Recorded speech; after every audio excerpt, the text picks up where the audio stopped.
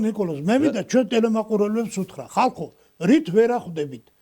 რუსეთმა 600,000 ქართველობა აიყვანა 5,800,000-მდე და 30 წელს ევროპამ 30 წელიწადში ევროპა მოგიწყო გენოციდი 5,900,000 5,800,000 ჩამოგვიყვანა 3,700,000-ზე 2 მილიონი ქართველი გაწყდა 30 წლის განმავლობაში სომხეთ თურქეთის ომში დაიღუპა 1,900,000 1,900,000 დაიღუპა და ამას აღიარებენ როგორც გენოციდს ჩვენ შევმცირდით 2 მილიონით 9 მილიონით მეტით ამერიკა ევროპის გზაზე მიმავალი ერი სუფთა გენოციდია და ეხლა ნახსენები იყო ამ ანტიტერორისტული ცენტრების გახსნა ეს საკითხი გადაწყდა 98 წელს სტამბოლის სამიტზე რომ ესე იგი რუსეთის ჯარს გაიყვანდა 2009 წლამდე და მათ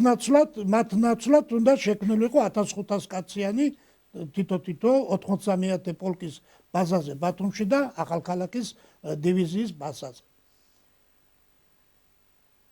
სააკაშვილმა ცალმხრივად დაარღვია. რუსებმა 2006 წელს დაჩქარებული წესით გაიყვანეს მთელი შენაერთები, რაც კი იყო საქართველოში და შემდეგ უარი განუცხადა და მას მოყვა რომ მე ქართველები რუსეთიდან სატრანსპორტო თვითმფრინავებით გამოასახლეს. უარი განუცხადა, გადააგდო, მოატყუა. ერამდენად გადავაგდეთ, ერამდენად მოვატყუეთ. აი ეხლაც არ ვიცი, რა ვიცი.